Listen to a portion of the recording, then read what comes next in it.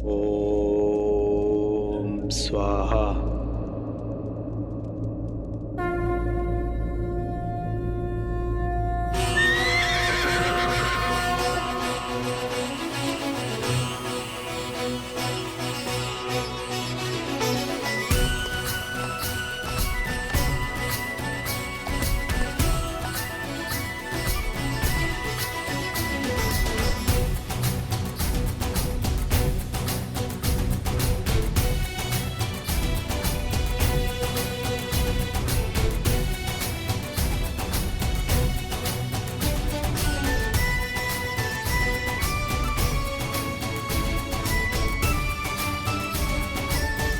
शीघ्र ही कार्तिक शुक्ल एकम के दिन अश्वमेध यज्ञ का यश समस्त भूमि में अपना मुक्त विहार आरंभ करेगा।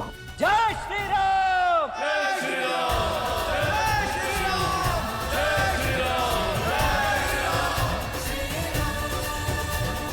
कुश, कुश, अब और चला नहीं जा रहा है। भूख लगी है। भूख का आग मत चलाओ, चलते रहो। तुम क्या खा रहे हो? खा नहीं जाओ, केवल चबा रहा हूँ। गले के नीचे अभी तक कुछ नहीं उतरा। खा के बोलो कुछ समझ नहीं आ रहा। तुमने कहा तो खा लिया।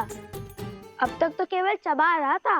इतना भी मूर्ख नहीं हूँ कुछ। मैं यहाँ भूख से मरा जा रहा हूँ और तुम अकेले फल खा रहे हो। भूल गए मैं किसका पुत्र हूँ? माता सीता। ये कैसी प्रतीति है, कैसा आभास है यार। एक और लगता है कि कुछ बहुत शुभ घटने वाला है, तो दूसरी ओर लगता है कि कुछ ऐसा घटा है जिससे भक्ति की पावन डोर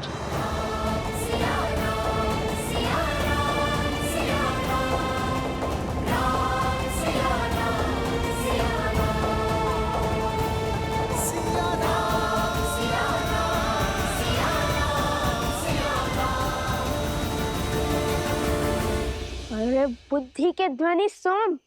मैं तो माता सीता को केवल प्रेम से माता कहता हूँ। वो मेरी माता नहीं है। हाँ, वो भूखे पेट सोचने की क्षमता कम हो जाती है ना। तुम तो वन देवी के पुत्र हो। हाँ हाँ, मैं वन देवी का पुत्र हूँ। वैसे लव भैया ने क्या सोचा है? जितना मैं भैया को जानता हूँ, उन्होंने सोच लिया कि क्या प्रश्न पूछना है, कब प्रश्न पूछना है। सर्वप्रथम वहां देखो, कोई है? शीघ्र चलो। छोड़ो, सबसे पहले भैया को बताने दो कि पहले वो क्या करने वाले, फिर मैं बताऊंगा।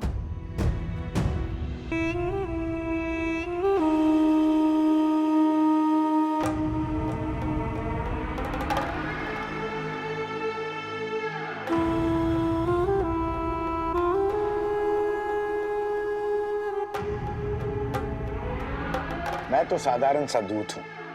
यहाँ की सूचना वहाँ और वहाँ की सूचना यहाँ लाता हूँ। किंतु आप लोग तो ऋषि कुमार है ना? यज्ञ की समाप्ति से पहले ही निकल आए।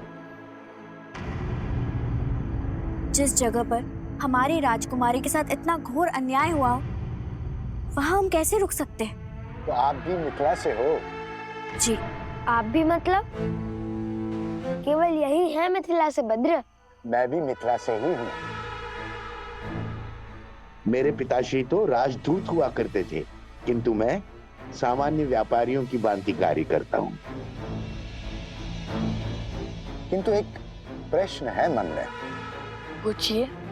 जिन्हें मिथिला के राजा ने क्षमा कर दिया, उनसे आप क्यों क्रोधित हैं? आप क्यों नहीं क्षमा कर पा रहे? यहाँ बात क्षमा और दंड की नहीं है, सत्य की है। यदि प्रभु श्री राम अपराधी होते तो भला भगवान वाल्मीकि हमें अयोध्या क्यों भेजते?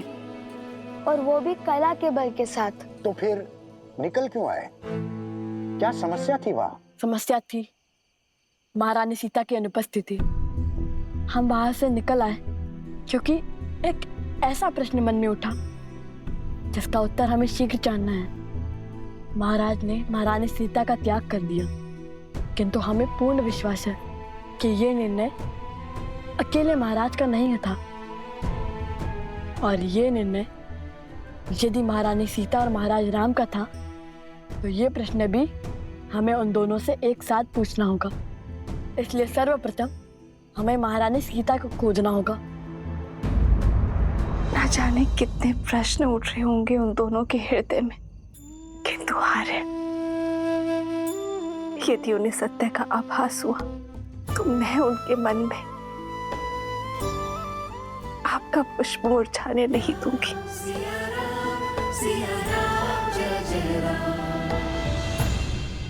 तो आप महारानी सीता को खोजने निकले हैं, कैसे खोजेंगे? एक ही मार्ग है जो भैया ने सोच रखा है, किंतु मैंने अभी तक तुम्हें वो मार्ग बताया नहीं है। इसलिए सब जानने के लिए आतुर है। भैया आप कब बताएंगे? हमें अश्वमेध यज्ञ को रोकना होगा। किंतु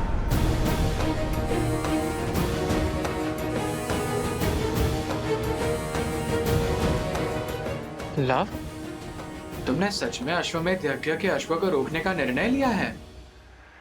हाँ,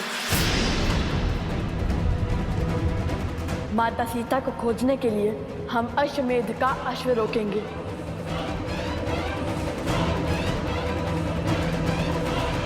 क्या? हाँ पुत्र, सिया राम के जीवन के इस अध्याय में लव और कुश अश्वमेध के अश्व को रोकेंगे। उसके पश्चात श्री राम और देवी सीता से प्रश्न भी पूछेंगे। यही विधि का विधान है, नियति का निर्देश है। क्या सोच रहे हो गणेश? नियति तो उनके लिए होती है ना जो जन्म मृत्यु के बंधन में बंधे होते हैं।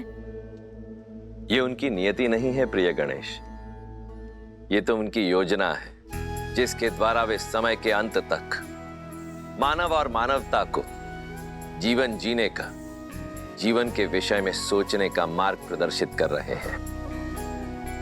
लक्ष्मी और नारायण अपने मूल स्वरूप में धरती पर वास नहीं कर सकते, इसीलिए अपने मानव स्वरूप में वो संसार को मर्यादा का पाठ पढ़ा रहे हैं और अब अपने पुत्रों के कर्मों द्वारा वो संसार को धर्म की शिक्षा देना चाहते हैं। तो अब लव और कुश अपने ही पिता के विरोध में शस्त्र उठाएंगे महादेव? देवी, आप बार बार भूल जाती हैं मैं क्या कहता हूं। धैर्य रखिए, आगे की कथा स्वयं ही हमारे समक्ष प्रकट होगी।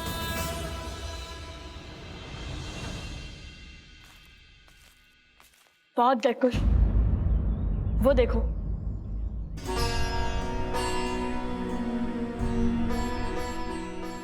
भैया, अयोध्या वासियों ने हमें कितने आनंद से विदा किया था। क्या कहेंगे उन्हें? जैसे जैसे माता के निकट जा रहे हैं, मेरे आंसू का बाण मानो टूट रहा हो। कुश, अब हम बड़े हो गए हैं, हमें अपनी भावनाओं को संयम में रखना होगा। भैया, अभी हम बड़े कहाँ हुए? अभी तो हम श्री राम से, उनके भाई से और हनुमान जी से कितने छोटे हैं।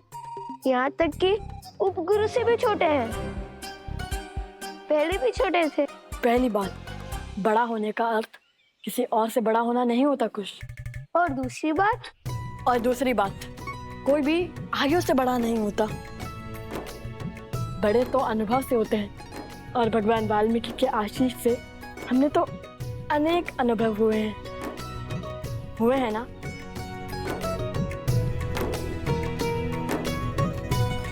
केवल गुरुवर का आशीष ही नहीं भैया, इस सोमकर्ण के कारण भी अनेक अनुभव हुए हैं हमें। हर बार नई समस्या में फंस जाता है।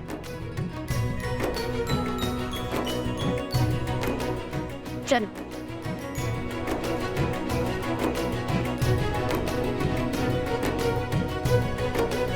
भैया, आज माता नहीं है द्वार पर। मुझे भी आश्चर्य हो रहा है, कदाचित कहीं व्यस्त हो गई होंगी वे।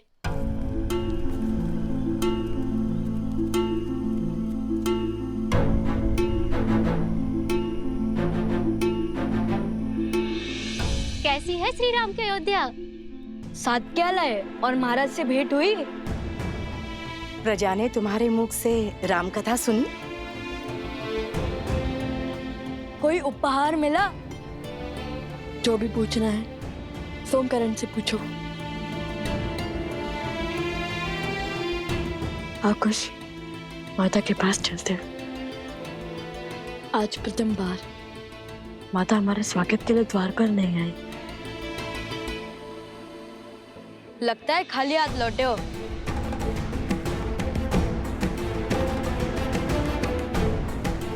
कदापि नहीं।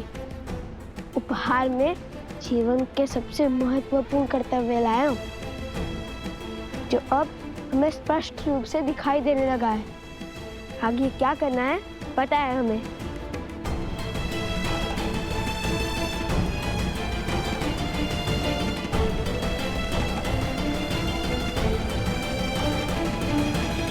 प्रभु, उन 2 ऋषि कुमारों ने गीत तो अद्भुत गाया।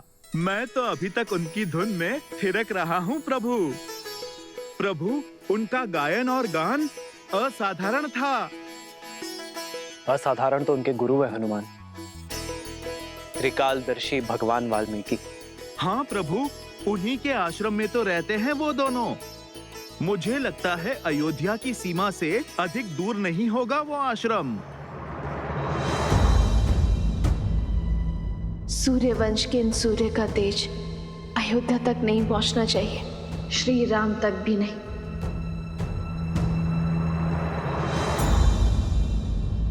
माता, आप ठीक तो है ना? माता, आप प्रथम बार हमारी प्रतीक्षा के लिए द्वार पर नहीं आई थी, क्यों? माता,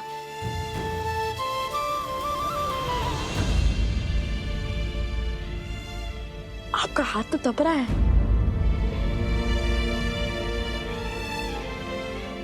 आप यहाँ आइए माता। मैं बिल्कुल ठीक हूँ। तुम दोनों की प्रतीक्षा में थी। बस तन को मन की चिंता छू गई। तुम दोनों सकुशल आ गए। अब मैं भी शीघ्र ही ठीक हो जाऊंगी।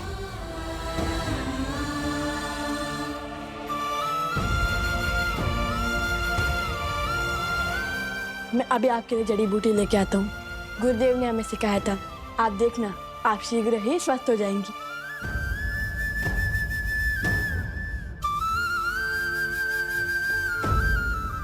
पात्र ले आओ कुश। अभी आया माता।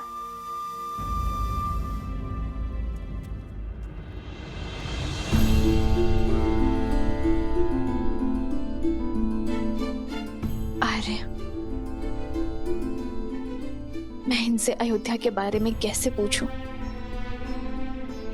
एक और मन करता है कि अयोध्या की कुशलता के बारे में पूछूं,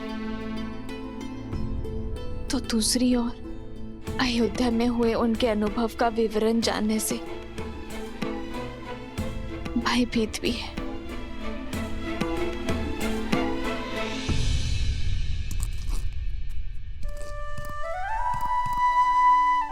माता का स्वास्थ्य ठीक नहीं है, इसलिए उन्हें औषधि लेने देते हैं, ठीक होने देते हैं, फिर सब बताएंगे। किंतु अभी ये माता का विश्वास टूटा तो उनका स्वास्थ्य और बिगड़ जाएगा। यदि उन्होंने पूछा तो? तब की तब देखेंगे, किंतु तब तक तुम माता के पास रहो और हाँ, उनसे अच्छी अच्छी बातें करना। नहीं, मैं नहीं कर पाऊंगा। मैं उत्सुकता में माता को सब कुछ बता दूंगा। मैं औषधि बनाता हूँ, आप माता के पास जाइए। ठीक है, मैं जाता हूँ।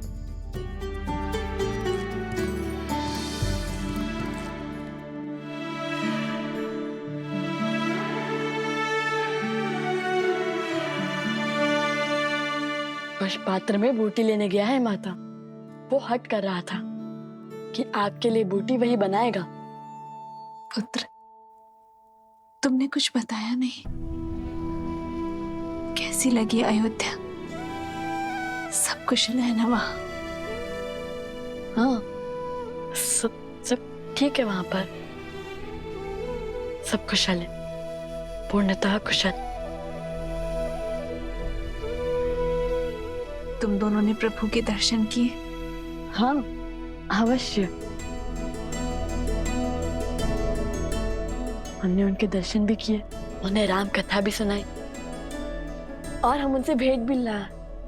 अरे नहीं नहीं, वो हमें भेंट भी देने वाले थे, किंतु उनके हाथ का धागा टूट गया और उन्होंने वो धागा अपनी कलाई से हमारी कलाई में बांध दिया। ये देखिए, जन्म जन्म का है ये संगम, राम रतन सीता वैभव धन।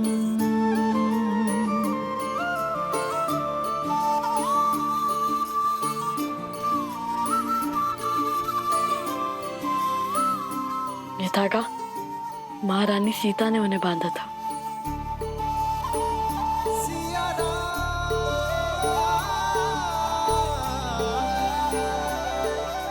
माता, ये लीजिए।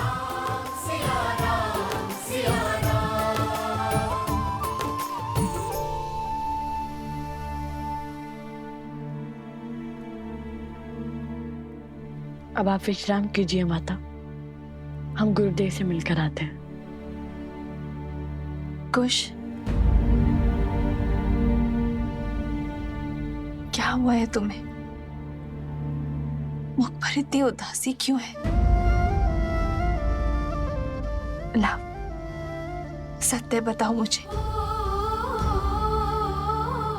प्रभु श्री राम ने क्या कहा तुम्हें? माता, श्री राम केवल वीरों के प्रभु हैं, नारियों के नहीं।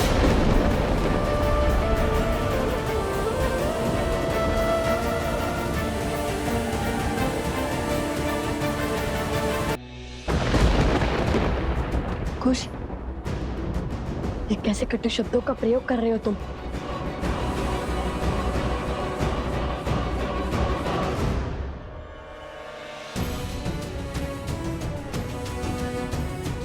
कुश, क्या हुआ? ऐसे कटु शब्द क्यों कह रहे हो तुम? क्योंकि यही सत्य है माता, हमारी संसार की जो श्रद्धा श्री राम में है वो व्यर्थ है।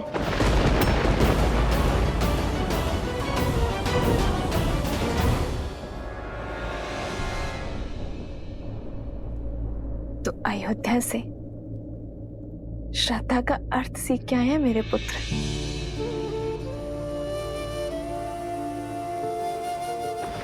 मेरे आराध्य के समक्ष उस दिए को देखो और उसकी बाती को भी। श्रद्धा इस बाती की भांति है, जिस प्रकार अग्नि इस बाती को जलाती है, किंतु इतना कष्ट सहने के बाद भी बाती अग्नि का साथ नहीं छोड़ती, क्योंकि बिना जले प्रकाश कैसे फैलेगा? प्रकाश फैलाने के लिए बाती को जलना ही पड़ता है। उसी प्रकार श्रद्धा हृदय को पीड़ा तो दे सकती है, किंतु इसका अर्थ ये नहीं है कि तुम श्रद्धा का ही त्याग कर दो और तुमने तनिक सी पीड़ा देखकर अपने प्रभु के प्रति अपनी श्रद्धा का ही त्याग कर दिया। होती है कि उसे किसी का अपराध या उसका दोष तक नहीं दिखता। गुरुदेव कहते हैं दोषी दोषी होता है, चाहे वो राजा हो या रंक, भगवान हो या भक्त। पर बिना कसौटी किए किसी को दोषी मानना भी स्वयं में बड़ा दोष है। तुमने स्वयं कैसे निश्चित कर लिया कि श्री राम दोषी है? स्वयं कैसे निर्धारित कर लिया कि जिसकी इतने वर्षों से मैं आराधना कर रही हूँ। मेरे वो आराध्य, मेरे वो श्री राम अपराधी है।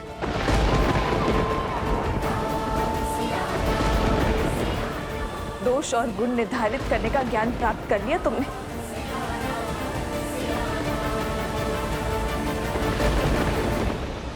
आप इसलिए ये सब कह रहे हैं क्योंकि कदाचित आपने श्री राम की गाथा अधूरी सुनी है।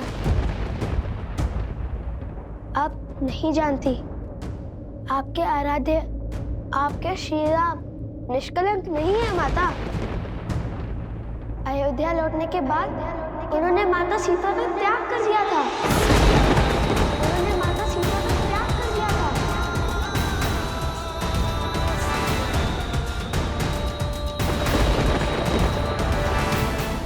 क्या ये अन्याय नहीं है?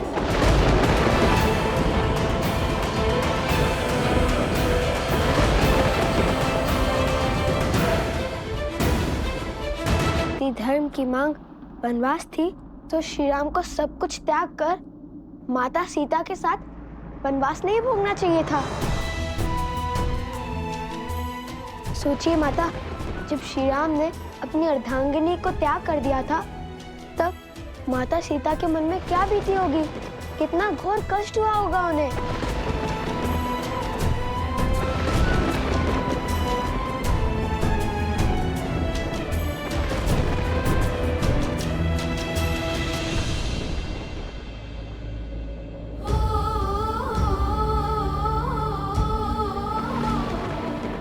संसार चाहे जो भी कहे,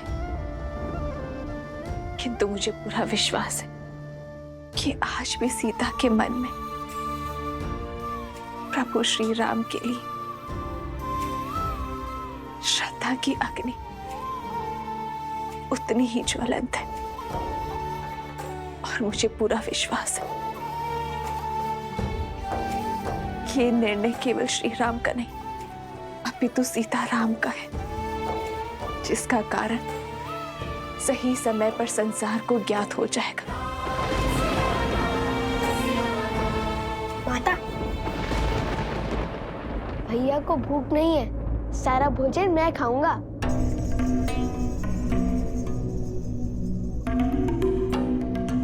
ये भोजन कहाँ से आया बीच में?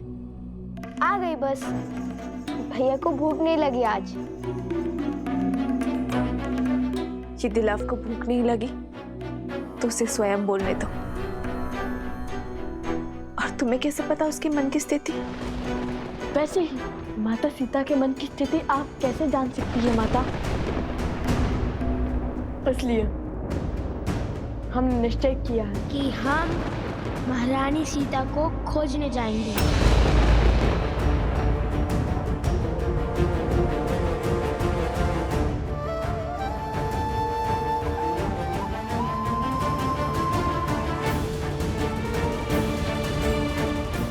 खोजना है तो अपने विवेक को खोजो, राम कथा का गान करो। जिसे श्री राम में खोट दिखे उसने कभी श्री राम को जाना ही नहीं और ना ही सीता को।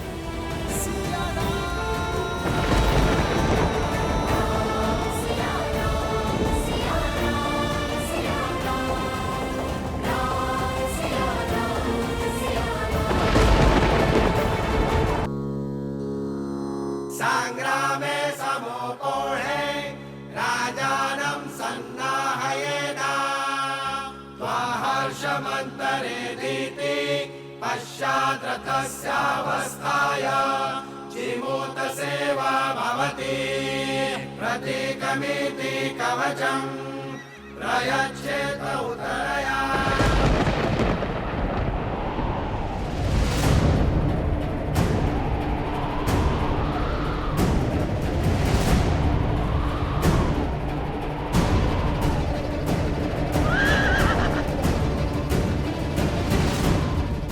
भैया, यह वातावरण किसी अनिष्ट का सूचक प्रतीत होता है। यदि आपकी आज्ञा हो तो इस अश्व को कुछ समय पश्चात छोड़ा जाए। सूर्य मेघों को देखकर अपना उदय होने का समय नहीं बदलता लक्ष्मण। उसी प्रकार अशुभ की आशंका होने पर शुभ कार्य टाले नहीं जाते।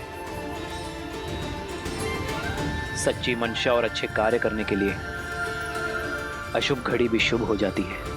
सत्य वचन राम।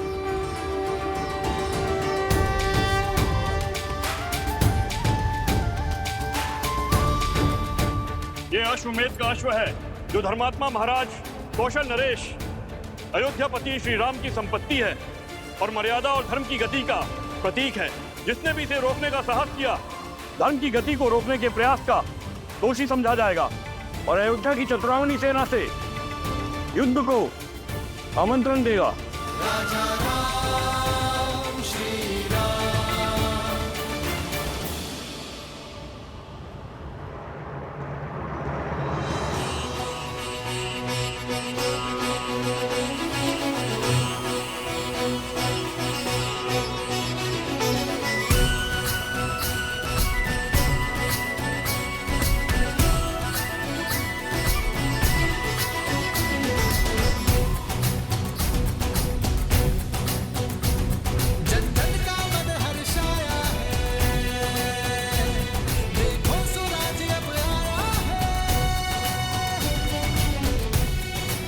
सेना के साथ अश्व की रक्षा के लिए कौन जाएगा? हम सभी सज्ज हैं भैया। आप जिसे आदेश देंगे वो तैयार है। क्या मैं चला जाऊं भैया? ध्यान रहे शत्रुघ्न, ये यज्ञ अन्य राज्यों पर धर्म की सुरक्षा और संधि प्रदान करने के लिए है, उन पर अधिकार स्थापित करने के लिए नहीं है। धर्म और मर्यादा पर संसार की अटूट श्रद्धा बनाए रखने के लिए तुम्हारी सहायता चाहिए मित्र। क्या हमारा सहयोग करोगे? बस इस श्रद्धा को टूटने मत देना।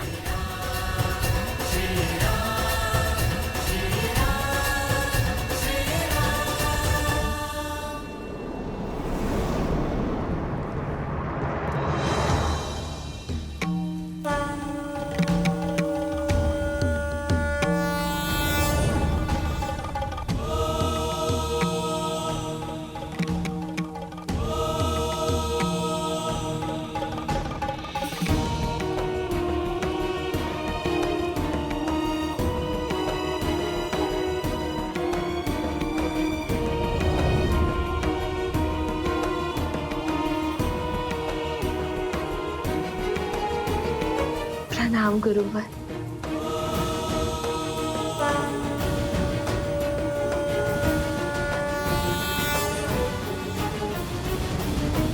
गुरुवर, ये कैसी विडंबना है। ना ही मैं अपने पुत्रों को सत्य बता सकती हूँ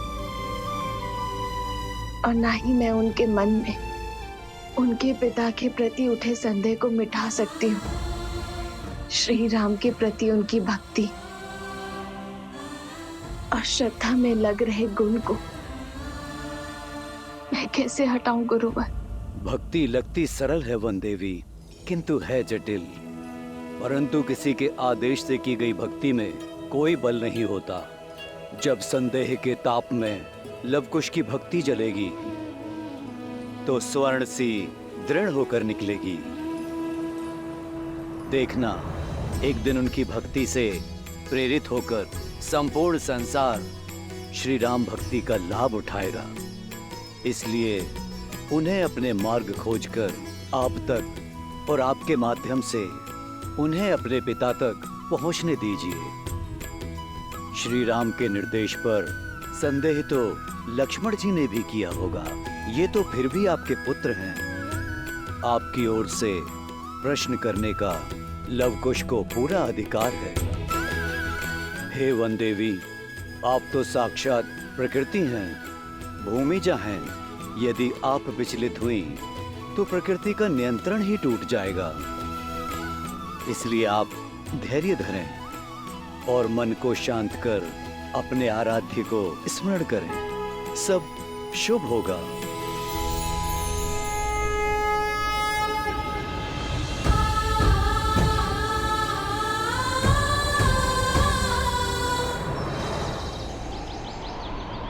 प्रयच्छेदपि प्रवर्तमाने षष्ठीं सप्तमश्वानष्टमीं मिथुनमेक्षमाणम्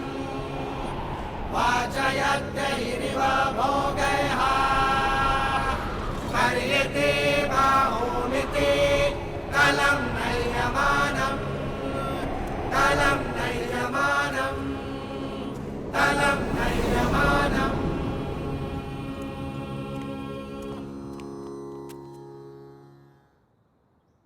सेनापति, अश्व की रक्षा के लिए किसी के प्राण लेने का अधिकार नहीं है आपको, किंतु रोकने वाले को बंदी बनाने का पूरा अधिकार है। शत्रुघ्न अपनी सेना लेकर आपके पीछे आ रहा है। सर्वप्रथम अश्व को उत्तर की ओर लेकर जाइए। उत्तर में त्रिवेणी धाम के जल से इसे पवित्र करने के पश्चात पश्चिम की ओर कूच कीजिएगा।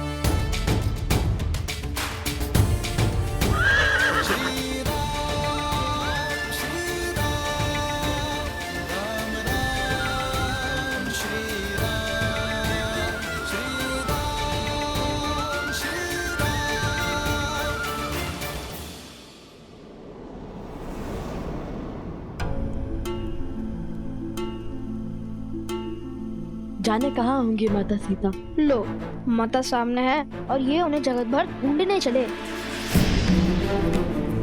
क्या क्या कहा तुमने? मैं बताता हूँ।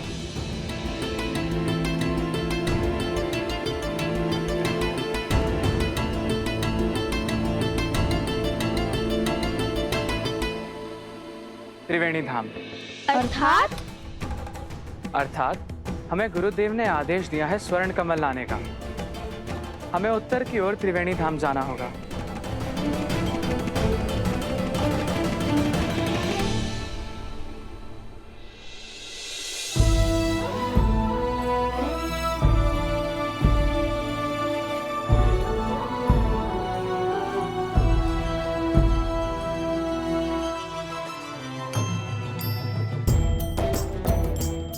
उत्तर की ओर त्रिवेणी धाम की ओर बढ़े।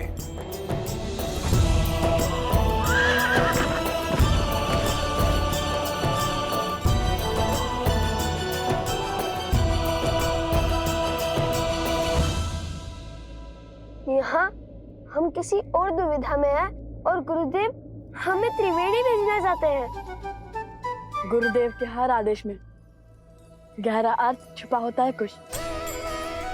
तो देखना, यहाँ से हमें अवश्य ही कोई नया मार्ग मिलेगा।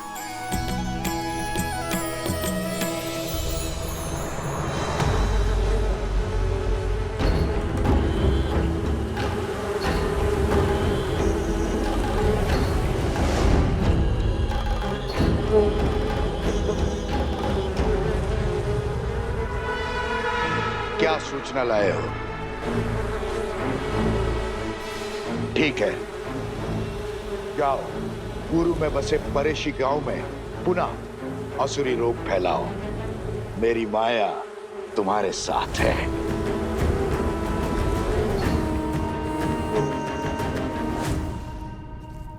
भैया, आज शुक्ल पंचमी है। यज्ञ के अश्व को मुक्त कर दिया होगा अयोध्या से। हाँ, और कदाचित इसलिए भगवान वाल्मीकि ने हमें आज ही त्रिवेणी धाम जाने का आदेश दिया। या फिर कदाचित यहीं कोई हमें महारानी सीता से मिलने का मार्ग मिल जाए। हाँ भैया, महारानी सीता से मिलने का मार्ग मिल जाए, मुझे अधिक प्रसन्नता होगी। अब बातें बंद करो और आगे बढ़ो। क्या पता नियति का क्या निर्णय हो हमारे लिए। अरे शीघ्र चलो, महारानी सीता से मिलना है या नहीं?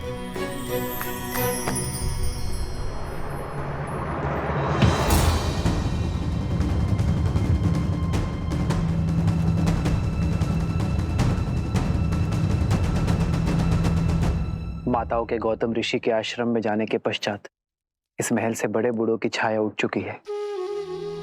आप दोनों का है आने के लिए कोटि कोटि धन्यवाद। यदि आपका मार्गदर्शन ना होता तो अश्वमेध यज्ञ का इतनी सरलता से आरंभ ना होता।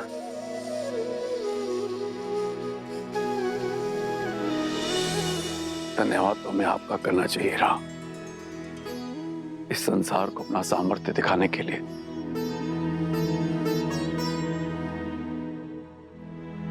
अब हमें आज्ञा दीजिए, चलते हैं।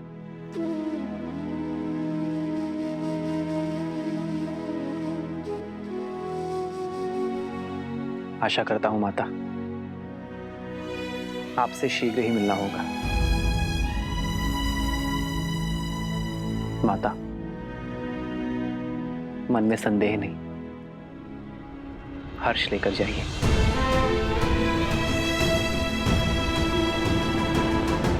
माता,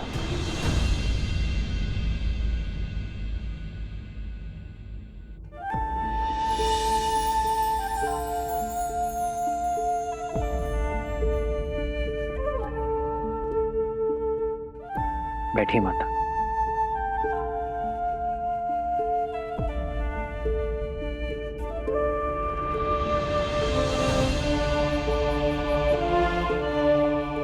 बताइए माता, सीता की अनुपस्थिति में सीता का अर्धांग आपका पुत्र नहीं बन सकता?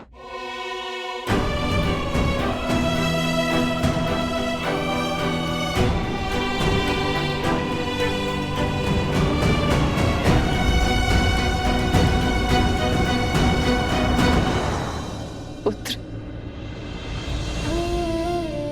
आपने मेरे मन के भावों को उचित पढ़ा है। कुछ समय में जो कुछ भी हुआ, उस कारण मेरे मन में एक प्रश्न पुनः जाग उठा है, जो मैंने कभी त्याग दिया था।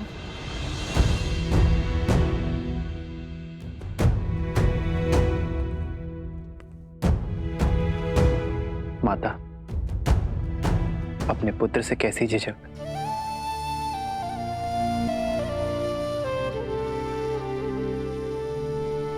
मेरी सीता का वनवास कब पूर्ण होगा राम? कब मेरे हृदय में बसने वाली मेरी पुत्री मेरे नेत्रों के समक्ष होगी? कब इस मुहूर्त के स्थान पर मेरी सीता मेरे समक्ष आएगी राम? उसकी कोई सूचना, कोई समाचार सुनने के लिए मेरा मन व्याकुल है राम। मेरा दिल, मेरी आत्मा मेरी सीता के लिए तड़प रही है। एक बार, केवल एक बार मेरे आस के दीप को आपके वचन की अग्नि दे दीजिए राम।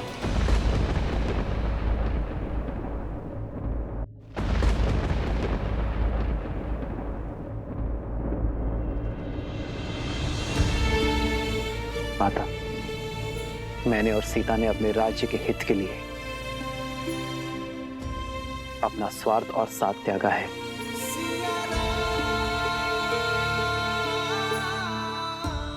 किंतु मैं आपको वचन देता हूं, यदि मेरे इस निर्णय पर मुझे पुनर्विचार करने का कोई भी कारण मिलेगा, तो मैं अपनी सीता को खोजने अवश्य जाऊंगा।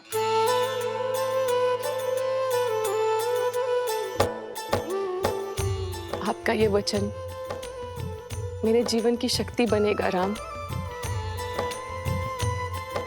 और मैं महादेव से प्रार्थना करूंगी कि शीघ्र ही आपको ऐसा कोई कारण मिले।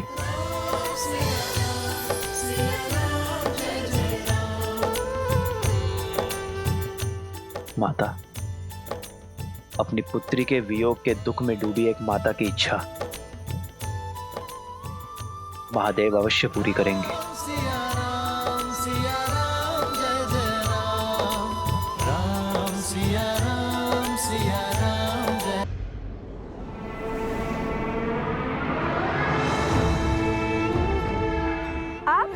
लगता है धनुर्धर लक्ष्य भेदने निकल चुके हैं।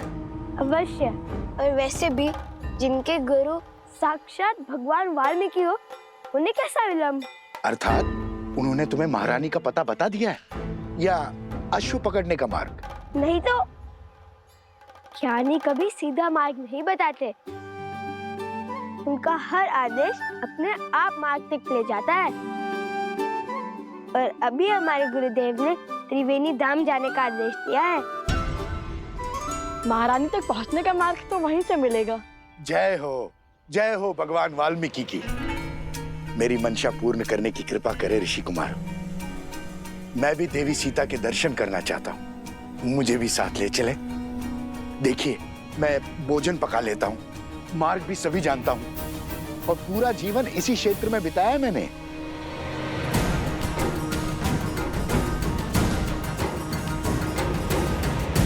सबकी क्या राय है? सब अपना अपना मत बताइए।